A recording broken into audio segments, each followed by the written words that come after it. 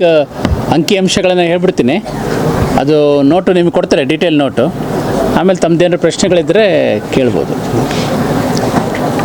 ಬಳ್ಳಾರಿ ಜಿಲ್ಲಾ ಪೊಲೀಸ್ ವ್ಯಾಪ್ತಿಯಲ್ಲಿ ಕಳೆದ 3 ವರ್ಷಗಳಲ್ಲಿ ಏನೇನು ಅಪರಾಧ ಪ್ರಕರಣಗಳು ಜರುಗಿತ್ತು ಅಂದರೆ ಸುಲಿಗೆ ಪ್ರಕರಣಗಳು, ಡಕಾಯಿತಿ ಪ್ರಕರಣಗಳು, ಮನೆ ಕಳ್ಳತನ ಪ್ರಕರಣಗಳು ಮತ್ತು ಮೋಸ ವಂಚನೆ ಈ ಥರ ಪ್ರಕರಣಗಳಲ್ಲಿ ಪ್ರಕರಣಗಳನ್ನು ದಾಖಲು ಮಾಡಿ ಅದನ್ನು ನಮ್ಮ ಅಧಿಕಾರಿಗಳು ತನಿಖೆ ಮಾಡಿ ಕಳುವಾಗಿದ್ದ ಅಥವಾ ಮೋಸವಾಗಿದ್ದ ವಸ್ತುಗಳನ್ನು ವಶಪಡಿಸ್ಕೊಂಡಿದ್ರು.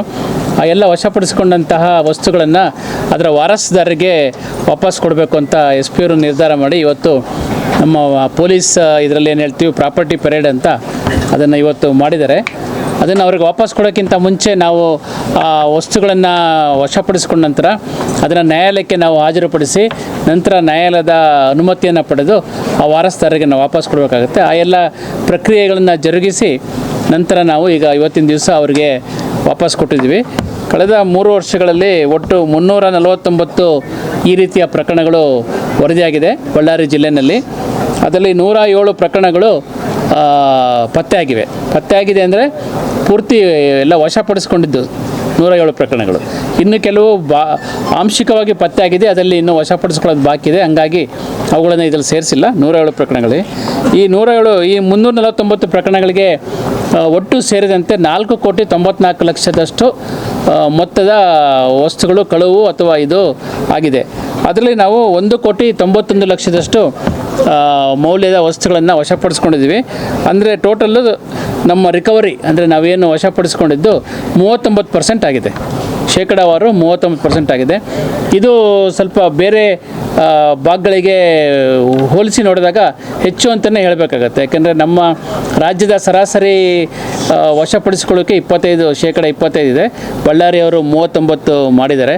ಅವರಿಗೆ ಮೊದಲನೇದಾಗಿ ನಾನು ರೇಂಜ್ ವಲಯ ಅಧಿಕಾರಿಯಾಗಿ ಬಳ್ಳಾರಿ ತಂಡಕ್ಕೆ SP ಅವರಿಗೆ, ಅಡಿಷನಲ್ SP 2 ನವೀನ್ ರವರಿಗೆ, ಶೋಭಾರಾಣಿ ಅವರಿಗೆ ಮತ್ತು ತಂಡದವರಿಗೆ ಅಭಿನಂದನೆಗಳನ್ನು ಸಲ್ಲಿಸ್ತೀನಿ. ನಾನು ಈ 1,91,00,000 ವಶಪಡಿಸಿಕೊಂಡಲ್ಲಿ ಈಗ ನ್ಯಾಯಾಲಯದ ಅನುಮತಿ ಪಡೆದು 1,48,00,000ದಷ್ಟು ಮೌಲ್ಯದ ವಸ್ತುಗಳನ್ನು ನಾವು ಇವತ್ತು ವಾರಸುದಾರರಿಗೆ ವಾಪಸ್ ಕೊಟ್ಟಿದ್ದೀವಿ. ಅವರಿಗೆ ತುಂಬ ಜನ ಬಂದಿದ್ದರು, ತಾವು ನೋಡಿರ್ಬೋದು.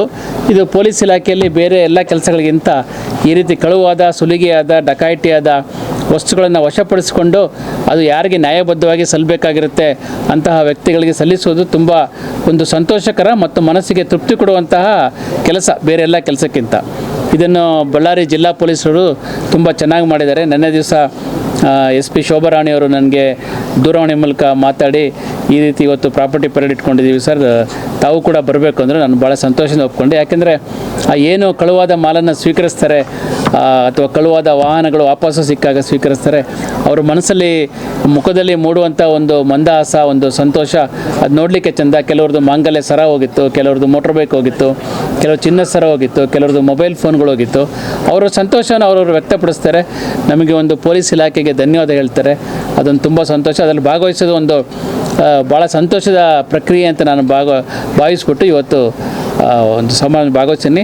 ಈ ಎಲ್ಲ ಕೆಲಸಗಳನ್ನು ಮಾಡೋದ್ರಲ್ಲಿ ಪ್ರತಿಯೊಬ್ಬರು ಶ್ರಮಪಟ್ಟಿದ್ದಾರೆ. ನಮ್ಮ ಪೊಲೀಸ್ ಠಾಣೆಯಲ್ಲಿ ಒಬ್ಬ ಪೊಲೀಸ್ ಕಾನ್ಸ್ಟೇಬಲ್ನ ಹಿಡಿದು ಸಬ್ ಇನ್ಸ್ಪೆಕ್ಟರ್ ಇರಲಿ, ASI ಇರಲಿ, ಹೆಡ್ ಕಾನ್ಸ್ಟೇಬಲ್ಗಳಿರಲಿ, ಕ್ರೈಮ್ ಸ್ಟಾಫ್ ಇರಲಿ, ಪೊಲೀಸ್ ಇನ್ಸ್ಪೆಕ್ಟರ್ ಇರಲಿ, DSP ಅವರು, ನಂತರ ಅಡಿಷನಲ್ SP ಅಪರಾಧ ಹೆಡ್ ಆಗಿರುವಂಥ ನವೀನ್ ಕುಮಾರ್ ಅವರು ಮತ್ತು ಓವರಾಲ್ ಸೂಪರ್ವೈಸರ್ ಆಗಿರೋಂಥ SP ಶೋಭಾರಾಣಿ ಅವರು ಎಲ್ಲರೂ ತುಂಬ ಶ್ರಮಪಟ್ಟು ಈ ಕೆಲಸ ಮಾಡಿದ್ದಾರೆ. ಅವರೆಲ್ಲರಿಗೆ ಮತ್ತೊಮ್ಮೆ ನಾನು ಅಭಿನಂದನೆಗಳನ್ನು ಸಲ್ಲಿಸ್ತೀನಿ. ನಿಮ್ಮ ಏನಾದ್ರು ಪ್ರಶ್ನೆಗಳಿದ್ದರೆ ನಾನು ಉತ್ತರ ಕೊಡ್ತೀನಿ.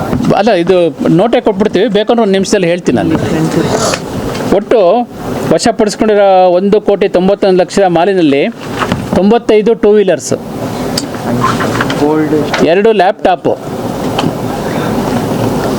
ಇಲ್ಲಿದೆ ಮೇಲಿದೆ 2 ಲ್ಯಾಪ್ಟಾಪು, ಬಂಗಾರದ ಆಭರಣಗಳು 2,563 ಗ್ರಾಮ್, ಬಂಗಾರದ ಆಭರಣಗಳು 95 ದ್ವಿಚಕ್ರ ವಾಹನಗಳು, 2 ಲ್ಯಾಪ್ಟಾಪ್, ಬಂಗಾರದ ಆಭರಣಗಳು 2,563 ಗ್ರಾಮ್, ಬೆಳ್ಳಿ ಆಭರಣಗಳು 7,735 ಗ್ರಾಮ್,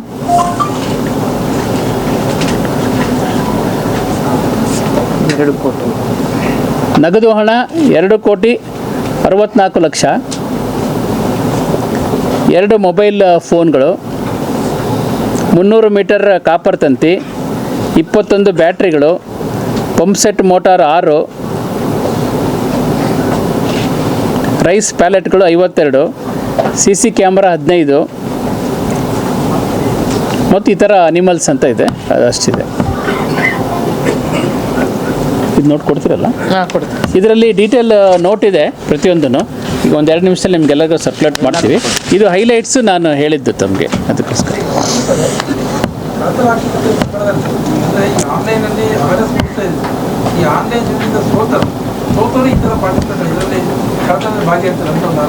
ತಾವು ಹೇಳೋದು 2 ರೀತಿ ಸತ್ಯ.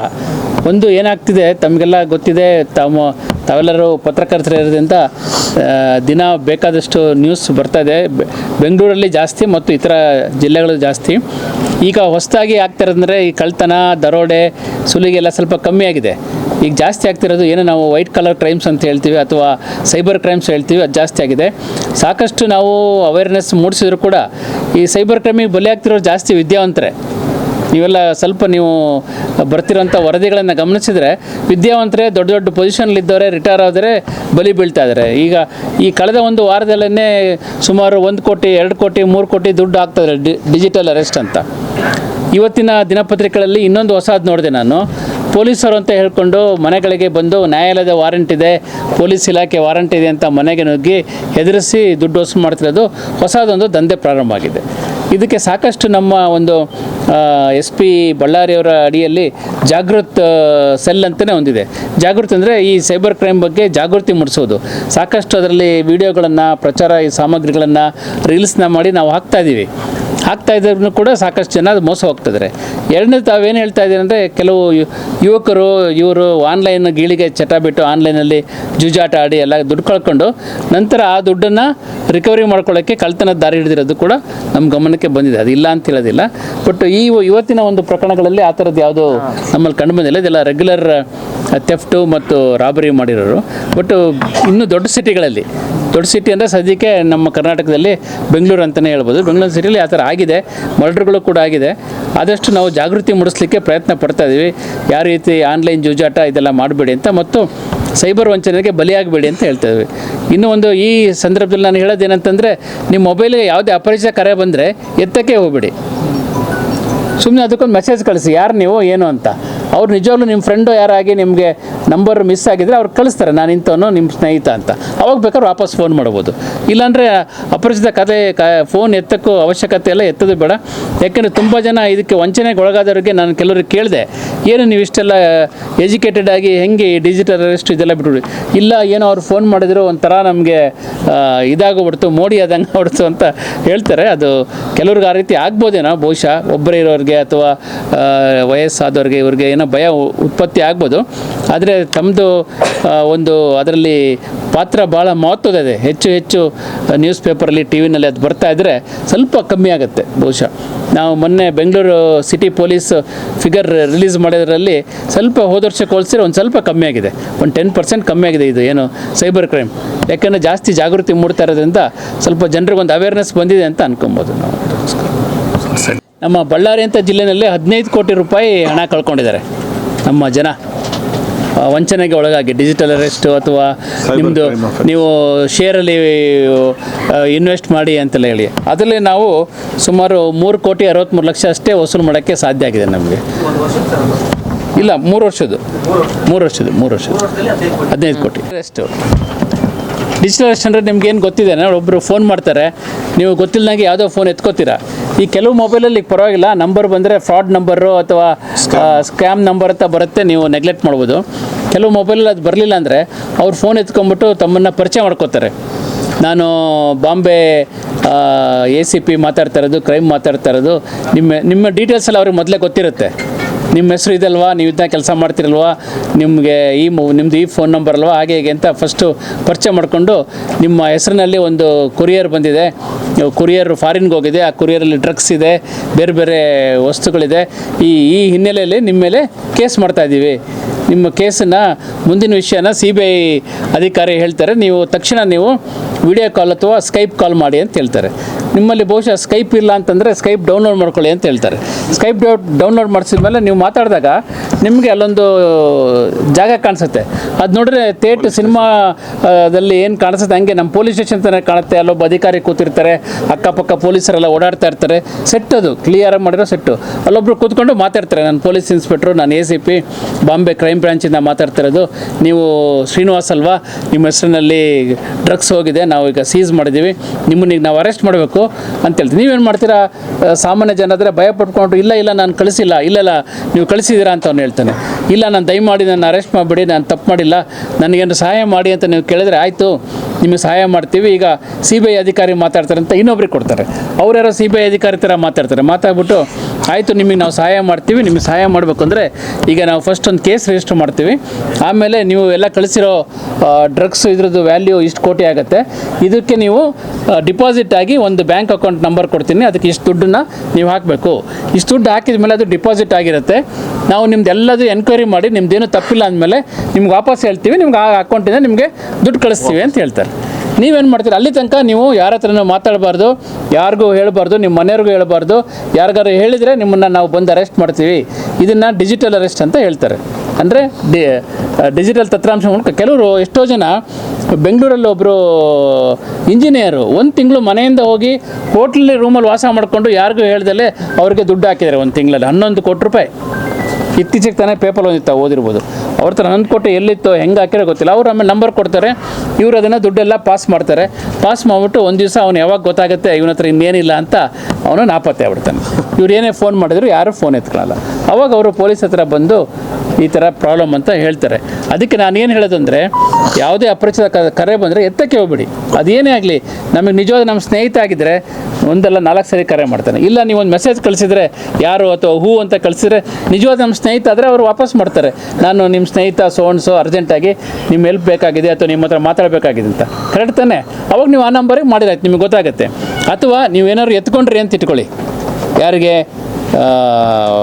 ಅಪರಿಚಿತ ಕರೆನ, ಅವನೇನಾದ್ರು ಹಂಗೆ ಹೇಳಿದರೆ ನೀವು ಚಾರ್ಜ್ ಮಾಡಿ, ಅವರಿಗೆ ಚೆನ್ನಾಗಿ ಬೈದು ಫೋನ್ ಕಟ್ ಮಾಡಿ. ಬೆಸ್ಟ್ ಪಾಲಿಸಿ ಅಂದರೆ ಕನ್ನಡದಲ್ಲಿ ಮಾತಾಡಿ, ಅವರಿಗೆ ಕನ್ನಡದಲ್ಲಿ ಮಾತಾಡಿ ಬೈರಿ, ಅವ್ರಿಗೆ ಕನ್ನಡ ಗೊತ್ತಾಗಲ್ಲ, ಏನಾಗಲ್ಲ. ಅವನು ನಿಮ್ಮನ್ನು ಬೈಕೊಂಡು ಕಟ್ ಮಾಡ್ತಾನೆ. ಬೈದ್ರೆ ಬೈಕೊಂಡ್ಲಿ, ನಿಮ್ಮ ದುಡ್ಡು ನಿಮ್ಮ ನೆಮ್ಮದಿ ಉಳಿಯುತ್ತೆ.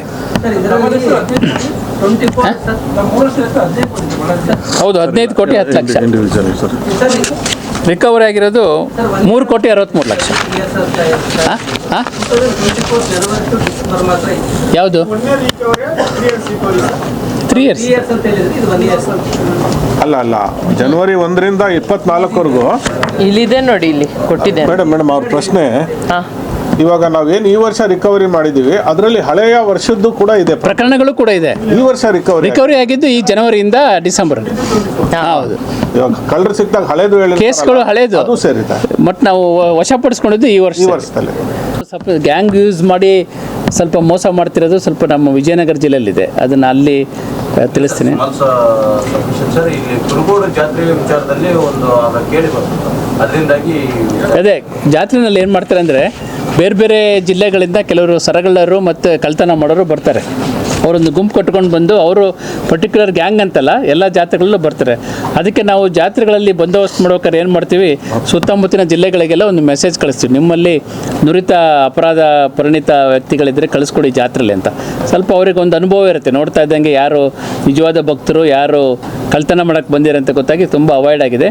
ಕೊಟ್ಟೂರಲ್ಲೂ, ನಾನು ಬಳ್ಳಾರಿದಲ್ಲ ಬೇರೆ ಎಕ್ಸಾಂಪಲ್ ನಮ್ಮ ರೇಂಜ್ ಇರೋದ್ರಿಂದ ಹೇಳ್ತಾ ಇದ್ದೀನಿ, ಕೊಟ್ಟೂರಲ್ಲಿ ನಾವು ಅದೇ ಥರ ಮಾಡಿದಾಗ ಸುಮಾರು ಕೇಸ್ಗಳನ್ನು ನಾವು ಸರಗಳತನ ಪ್ರಕರಣಗಳನ್ನ ಪತ್ತೆ ಮಾಡಲಿಕ್ಕಾಯಿತು. ಸುಮಾರು ಕೇಸಲ್ಲಿ ಅಲ್ಲೇ ಹಿಡಿದ್ಬಿಟ್ವಿ ಕೇಸ್ಗಳನ್ನು. ಎಕ್ಸ್ಟ್ರಾ ಹೌದೌದು ಹೋಗಿದ್ದಾರೆ. ನಮ್ಮ CN ಟೀಮಲ್ಲಿ ಮಧ್ಯಪ್ರದೇಶಕ್ಕೆ ಹೋಗಿದ್ದಾರೆ. CN ಟೀಮ್ನವರು ಮಧ್ಯಪ್ರದೇಶಕ್ಕೆ ಹೋಗಿ ದೊಡ್ಡ ರಿಕವರಿ ಮಾಡ್ಕೊಂಡ್ಬಂದಿದ್ದಾರೆ. ಮತ್ತು ಗಾಂಜಾ ಅಫೀಮ್ ಟೀಮಲ್ಲಿ ಆಂಧ್ರ ಪ್ರದೇಶಕ್ಕೆ ಹೋಗಿದ್ದಾರೆ ರೆಗ್ಯುಲರ್ ಆಗಿ. ತುಂಬ ಕಡೆ ಹೋಗಿ ಬಂದಿದ್ದಾರೆ ನಮ್ಮವರು. ಸರಿ, ಸೈಬರ್ ವಂಚನೆ ಪ್ರಕರಣದಲ್ಲಿ ಅವೇರ್ನೆಸ್ ಕ್ರಿಯೇಟ್ ಮಾಡಬೇಕು ಅಂತಂದರೆ ಬಹುಶಃ ಬೆಂಗಳೂರಲ್ಲಿ ಯಾವುದೋ ಈ ಥರ ಅಪರಿಚಿತ ಕರೆ ಬಂದಾಗ ಸ್ಕೈಪ್ ಆನ್ ಮಾಡಿ ಅಂತ ಬಂದಾಗ ದಟ್ ಬ್ಯೂಟಿಫುಲ್ ಫೆಲೋ ತನ್ನ ಕೊಂಡೇರಿಯ ನಾಯಿನ ತೋರಿಸಿದ್ದಾನೆ. ಸ್ವಲ್ಪ ರೀಲ್ಸಲ್ಲಿ ಮಾಡಿದ್ರೆ ತುಂಬ ಜನಕ್ಕೆ ರೀಚ್ ಆಗ್ಬಿಡುತ್ತೆ ಸರ್. ನಮ್ಮದು ಜಾಗೃತ ದಳದವರು ಆಲ್ಮೋಸ್ಟ್ ಮಾಡ್ತಾ ಇದ್ದಾರೆ, ತುಂಬ ಆಗ್ತಾ ಇದ್ದೀವಿ. ನಾನು ಈಗ ಸೈಬರ್ ಇನ್ಮೇಲೆ ಹೋಗ್ತಾ ಜಾಸ್ತಿ ಆಗುತ್ತೆ. ಯಾಕಂದರೆ ಬಹುಶಃ ಮುಂದಿನ ದಿನಗಳಲ್ಲಿ ಏನು ಪೇಪರ್ ಕರೆನ್ಸಿ ಕಮ್ಮಿಯಾಗಿ ಡಿಜಿಟಲ್ ಕರೆನ್ಸಿನೇ ಜಾಸ್ತಿ ಆಗುತ್ತೆ. ಹಂಗಾಗಿ ಜಾಸ್ತಿ ಇದಾಗುತ್ತೆ.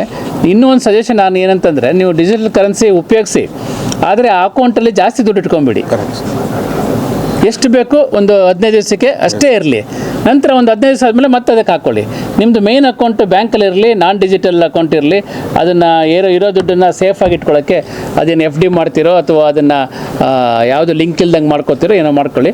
ಏನು ಡಿಜಿಟಲ್, ಈಗಂತೂ ಡಿಜಿಟಲ್ ಕರೆನ್ಸಿ ಬೇಕಾಗಿದೆ. ಎಲ್ಲ ನೀವು ಮೂವ್ ಆಗ್ತಾ ಇರ್ತೀರ, ಅಲ್ಲಿ ಹೋಗ್ತಾ ಇರ್ತೀರ, ಇಲ್ಲಿ ಹೋಗ್ತಾ ಇರ್ತೀರ, ತಕ್ಷಣ ಕ್ಯಾಶ್ ಕೊಡೋಕ್ಕಾಗಲ್ಲ. ಕೊಡ್ಬೇಕಾದ್ರೆ ಇದು ಬೇಕೇ ಬೇಕು. ಆದರೆ ಅದರಲ್ಲಿ ಒಂದು ಲಿಮಿಟ್ ಇಟ್ಕೊಬೇಕು. ನಾವು ನನ್ನ ಡಿಜಿಟಲ್ ಅಕೌಂಟಲ್ಲಿ ಇಷ್ಟೇ ದುಡ್ಡು ಇಟ್ಕೊತೀನಿ, ಅದಕ್ಕಿಂತ ಜಾಸ್ತಿ ಇಟ್ಕೊಳಲ್ಲ ಅಂತ. ಅಕಸ್ಮಾತ್ ನಮ್ಮೆಲ್ಲ ಎಚ್ಚರಿಕೆಯ ನಡುವೆಯೂ ಏನಾದರೂ ಹೆಚ್ಚು ಕಮ್ಮಿ ಆದರೆ ಮನಸ್ಸಿಗೆ ಅಷ್ಟು ಬೇಜಾರಾಗಲ್ಲ. ಸ್ವಲ್ಪ ಹೋಯ್ತು, ನಾನು ಇನ್ನೂ ಸ್ವಲ್ಪ ಕೇರ್ಫುಲ್ ಆಗಿರಬೇಕಾಗುತ್ತೆ ಅನಿಸುತ್ತೆ. ನೀವೆಲ್ಲ ಓದಿದ್ರೆ ಹೊಟ್ಟೆ ಉರಿಯುತ್ತೆ. 11 ಕೋಟಿ 15 ಕೋಟಿ ಸೈಂಟಿಸ್ಟ್ಗಳು, ಪ್ರೊಫೆಸರ್ಗಳು ದುಡ್ಡು ಹಾಕ್ಬಿಟ್ಟು, ಒಬ್ಬ ಎಜುಕೇಟೆಡ್ ಇಂಜಿನಿಯರು ಹೋಟೆಲಲ್ಲಿ ಹೋಗಿ 1 ತಿಂಗಳು ಇದ್ಕೊಂಡು ಮನೆಯವ್ರಿಗೆ ಹೇಳ್ದಲೆ ತಿಂಗಳ ದಿನ ದುಡ್ಡು ಹಾಕಿ 11 ಕೋಟಿ ಕಳ್ಕೊಂಡ ಮೇಲೆ ಅವ್ರಿಗೆ ಎಚ್ಚರ ಆಗಿದೆ, ನಾನು ಮೋಸ ಹೋದೆ ಅಂತ. ಅವಂದರೆ ಇನ್ನೊಂದು ತಮಗೆಲ್ಲ ಗೊತ್ತಿದೆ, ಪಾಪ್ಯುಲರ್ ನಂಬರು 1930 ಯಾವುದೇ ಒಂದು ಡಿಜಿಟಲ್ ಅಫೆನ್ಸ್ ಆದ ತಕ್ಷಣ 1930ಗೆ ಗೋಲ್ಡನ್ ಅವರ್. ಒಂದು ಗಂಟೆ ಒಳಗೆ ಏನಾದ್ರು ಅಕಸ್ಮಾತ್ ನಮ್ಮೆಲ್ಲ ಪ್ರಿಕಾಷನ್ಸ್ ಮಧ್ಯೆ ಏನಾದ್ರು ಹೆಚ್ಚು ಕಮ್ಮಿಯಾಗಿ ದುಡ್ಡುಗಿಟ್ಟು ಹೋದರೆ 1930ಕ್ಕೆ 1 ಗಂಟೆ ಒಳಗೆ ಮಾಡಿದ್ರೆ ನಾವು ಸಾಕಷ್ಟು ಅಕೌಂಟ್ನ ಫ್ರೀಸ್ ಮಾಡಿ ಸಾಧ್ಯವಾದಷ್ಟು ನಿಮ್ಮ ದುಡ್ಡನ್ನು ವಾಪಸ್ ಕೊಡಿಸ್ಲಿಕ್ಕೆ ಪ್ರಯತ್ನ ಪಡ್ಬೋದು. ಈ ನಂಬರ್ನ ಜಾಸ್ತಿ ಪ್ರಚಾರ ಮಾಡಿ ಅಂತ ನಾನು ನಿಮ್ಮಲ್ಲಿ ಕೇಳ್ಕೊತೀನಿ. 1930. ದೀಪ್ತಿ ಅಂತ. ಆ್ಯಕ್ಚುಲಿ ನಾವು ವಾಸಸ್ಥಳ ಬಂದುಬಿಟ್ಟು ಇದು ಕುವೆಂಪು ನಗರ್ 2nd ಕ್ರಾಸಲ್ಲಿ ಇರ್ತೀವಿ. ಲಾಸ್ಟ್ ವರ್ಷದಲ್ಲಿ ನಾವು ಗೋಲ್ಡ್ 6.5 ತೊಲೆ ಏನೋ ಕಳ್ಕೊಂಡಿದ್ವಿ. ಅದರಲ್ಲಿ ಮನೆಯಲ್ಲೇ ಕಳ್ಕೊಂಡಿದ್ವಿ. ಅದರಲ್ಲಿ 3 ತೊಲೆ ರಿಕವರಿ ಆಗಿದೆ. ಇನ್ನು 3 ತೊಲೆ ರೀಸೆಂಟಾಗಿ ಮಾಡಿಕೊಡ್ತೀನಿ ಅಂತಂತ ಹೇಳಿದ್ದಾರೆ. ಇಷ್ಟು ಜಲ್ದಿ ಸಿಕ್ಕಿದ್ದಕ್ಕೆ ಪೊಲೀಸರವ್ರಿಗೆ ಧನ್ಯವಾದಗಳು. ಅದು ಆ್ಯಕ್ಚುಲಿ ಡ್ಯಾಡಿಗೆ ಬೈಪಾಸ್ ಹಾರ್ಟ್ ಅಟ್ಯಾಕ್ ಅಂತ ಹಾಸ್ಪಿಟಲ್ ಅಡ್ಮಿಟ್ ಮಾಡಿದ್ವಿ ನಾವು. ಸೊ ಆ ಟೈಮಲ್ಲಿ ಅದು ಮಿಸ್ಪ್ಲೇಸ್ ಮನೇಲೇ ಆಗಿದೆ ಕಳ್ತನ. ಮನೇಲಿ ಇದ್ದಿಲ್ಲ, ಮನೆ ಲಾಕ್ ಆಗಿತ್ತು. ಮನೇಲಿ ಯಾರೂ ಇದ್ದಿದ್ದಿಲ್ಲ, ಎಲ್ಲರೂ ಲಾಕ್ ಮಾಡ್ಕೊಂಡು ಹೋಗಿದ್ವಿ. ಮತ್ತು ರಾತ್ರಿ 2 ಡೇಸಲ್ಲಿ ಲಾಕ್ ಆಗಿತ್ತು. 1 ಡೇಸಲ್ಲಿ ಕಳ್ತನ ಆಗಿದೆ ಅದು. ಹಾಂ ಹೌದು, ಬಾಗಿಲು ಬೀರುವ ಎಲ್ಲ ಓಪನ್ ಆಗಿ ಬರೀ ಬಂಗಾರ ಒಂದೇ ತೊಗೊಂಡು ಹೋಗಿದ್ದಾರೆ. ಆ ಥರ ನೋಡಿದವರೇ ಮಾಡಿರ್ತಾರೆ ಆಲ್ಮೋಸ್ಟ್ ಅಲ್ಲಿ. ಯಾಕಂದರೆ ಮಧ್ಯಾಹ್ನ ನಾವು ಬಂದು ಲಾಕ್ ಮಾಡ್ಕೊಂಡು ಹೋಗಿದ್ವಿ. ನಾವು ಓನ್ಲಿ 1 ದಿವಸದಲ್ಲೇ ಅದು ಆಗಿದೆ ಅಂದರೆ ಯಾರನ್ನು ಅಕ್ಕಪಕ್ಕದವ್ರು ನೋಡಿದವರೇ ಮಾಡಿರ್ಬೋದು ಅನಿಸುತ್ತೆ ಅಷ್ಟೇ ಸರ್. ಅಂದರೆ ಜಲ್ದಿಯಲ್ಲೇ ರಿಕವರಿ ಮಾಡಿ ಕೊಟ್ಟರು ಅವ್ರಿಗೆ ಧನ್ಯವಾದಗಳು ಕೇಳ್ತೀನಿ. ಅದು ಮಿಕ್ಕಿದ್ದು ಕೂಡ ಜಲ್ದಿ ರಿಕವರಿ ಮಾಡಿ ಕೊಟ್ಟರೆ ಇನ್ನೂ ಒಳ್ಳೇದು ಅನ್ಸುತ್ತೆ. ನಮ್ಮದು ಸಂಬಂಧಿಕರದ್ದು ಒಂದು ಮದುವೆ ಇತ್ತು ಬಸವಭವನದ ಹತ್ರ. ಹೋಗಿ ಬರಬೇಕಾದ್ರೆ 9-9:30 ಸರಿ ಸುಮಾರು ರಾತ್ರಿ ಊಟ ಮಾಡ್ಕೊಂಡು ನಮ್ಮ ಚಿಕ್ಕಮ್ಮಂದ್ರು 3 ನಡ್ಕೊಂಡು ಬರ್ಬೇಕಾದ್ರೆ ಕರೆಕ್ಟಾಗಿ ಜಡ್ಜ್ ಬಂಗ್ಲೆ ಹತ್ರ ಇಬ್ಬರು ಒಂದ್ಸಲಿ ಹಿಂಗೆ ನೋಡ್ಕೊಂಡು ಹೋದ್ರೆ ಅಂತ ಇವ್ರು ಗಮನಿಸಿದ್ದಾರೆ. ಅಷ್ಟೊಂದು ಕ್ಲೀನಾಗಿ ಗಮನಿಸಿಲ್ಲ. ಆಮೇಲೆ ಹಿಂಗೆ ಬಂದ್ಬಿಟ್ಟು ಬರುವಾಗಾದರೆ ಇಬ್ಬರು ಮೋಟ್ರ್ ವೆಹಿಕಲಲ್ಲಿ ಚೈನನ್ನು ಎಳೆದುಕೊಂಡು ಹಂಗೆ ಪರಾರಿಯಾಗಿದ್ರು. ಹಾಗೆ ನಮಗೆ ಅವಾಗೆ ನಾವು ಸ್ವಲ್ಪ ಗೊತ್ತಿರೋರಿಗೆ ಸಾಹೇಬ್ರೆಲ್ಲರಿಗೆ ನಾವು ಗಾಂಧಿನಗರ ಲಿಮಿಟಿಗೆ ಬರ್ತಕ್ಕಂಥ ಪೊಲೀಸರಿಗೆ ನಾವು ಫೋನ್ ಮಾಡಿದಾಗ ಇಮಿಡಿಯೇಟ್ಲಿ ಬಂದರು. ಎಲ್ಲರೂ ಬಂದ್ಬಿಟ್ಟು ಎಲ್ಲ ನೋಡಿದರು. ಅಲ್ಲೆಲ್ಲಿ ಆಗ ಸಮಯದಾಗ ಕ್ಯಾಮ್ರಾ ಎಲ್ಲ ಚೆಕ್ ಮಾಡಿ ನೋಡಿ ಎಲ್ಲ ಮಾಡಿಕೊಂಡು ಕೇಸ್ ಇದು ಮಾಡ್ಕೊಂಡು 2023 ನಮ್ಮದು ಕೇಸ್ ನಂಬರ್ ಬಂದು 62/23. ಒಂದು 6 ತಿಂಗಳು 7 ತಿಂಗಳೊಳಗಾಗಿ ನಮ್ಮ ಬಂಗಾರವನ್ನು ಕಳ್ಕೊಂಡದ್ದು 2.5 ತೊಲೆ ಗ್ರಾಮ್ ಕಳೆದಾಗಿತ್ತು. 2.5 ತೊಲೆ ಗ್ರಾಮು ನಮಗೆ ರಿಕವರಿ ಮಾಡಿ ಕೊಟ್ಟರು ಸಾರರು ಗಾಂಧಿನಗರ ಪೊಲೀಸ್ ಸ್ಟೇಷನ್. ನಮ್ಮ ರೈಟ್ರು ನಾರಾಯಣ್ ಸಾರ್ ಅಂತ ಹೇಳ್ಬಿಟ್ಟು ನಮ್ಮ ಇವರು ಸಿದ್ದರಾಮೇಶ್ವರ ಸಾರು ಸಬ್ ಇನ್ಸ್ಪೆಕ್ಟರ್ ಇದ್ದರು. ಅವ್ರಿಗೂ ನಾವು ಧನ್ಯವಾದಗಳನ್ನು ತಿಳಿಸ್ತೀನಿ. ಮತ್ತು ನಮ್ಮ ಭಾಳ ನಮಗೆ ನಾರಾಯಣ ಸಾರ್ ಅಂತೇಳಿ ರೈತರು ತುಂಬ ಅವ್ರು ಎಫರ್ಟ್ ಹಾಕಿ ತುಂಬ ನಮಗೆ ಭಾಳ ನಮಗೆ ಅನುಕೂಲ ಮಾಡಿ ಕ್ಲೀನಾಗಿ ನಮಗೆ ನೊಂದವರು ಅಂತ ಹೇಳ್ಬಿಟ್ಟು ಪದೇ ಕರೆಸಿ ಮೀಟಿಂಗ್ ಕುಂದಿರಿಸಿ ನಿಮಗೆ ರಿಕವರಿ ಮಾಡಿಕೊಡ್ತೀವಿ ಅಂತೇಳಿ ಅದೇ ಮಾತಿನಂತೆ ನಮಗೆ ರಿಕವರಿ ಮಾಡಿಕೊಟ್ಟು ತುಂಬ ಧನ್ಯವಾದ. ನಮ್ಮ ಗಾಂಧಿನಗರ ಪೊಲೀಸ್ ಸ್ಟೇಷನ್ ಎಲ್ಲರೂ ನಮ್ಮ ಪೊಲೀಸರಿಗೆ, ಆ ಪೊಲೀಸ್ ವೃಂದದವರಿಗೆ ನಾನು ತುಂಬ ಧನ್ಯವಾದಗಳನ್ನು ನಮ್ಮಮ್ಮನ ಪರವಾಗಿ ನಮ್ಮ ಕುಟುಂಬದ ಪರವಾಗಿ ತುಂಬ ಧನ್ಯವಾದಗಳನ್ನು ತಿಳಿಸ್ತೇವೆ. ಇವತ್ತು ನಮಗೆ ರಿಕವರಿ ಮಾಡಿಕೊಟ್ಟು ನಮ್ಮ ಬಂಗಾರ ನಮಗೆ ವಾಪಸ್ ಸಿಕ್ಕಿದ್ದು ತುಂಬ ಸಂತೋಷವಾಗಿದೆ. ತುಂಬ ಅವರಿಗೆ ನಮ್ಮ ಹೆಸರು ಧನರಾಜ್ ಅಂತೇಳಿ, ನಮ್ಮಮ್ಮ ಪಾರ್ವತಮ್ಮ. ಯಾವರು? ಇಲ್ಲೇ ನಮ್ಮ ಬಳ್ಳಾರಿ ಮನಂದಕೋಟೆ ತಾಳ ರೋಡ್. ಬಳ್ಳಾರಿಯ ನಿರಂತರ ಸುದ್ದಿಗಾಗಿ ಬಳ್ಳಾರಿ ಬೆಳಗಾಯಿತು ಚಾನೆಲ್ನ ಸಬ್ಸ್ಕ್ರೈಬ್ ಮಾಡಿ ಹಾಗೂ ಬೆಲ್ ಐಕಾನ್ ಒತ್ತಿ.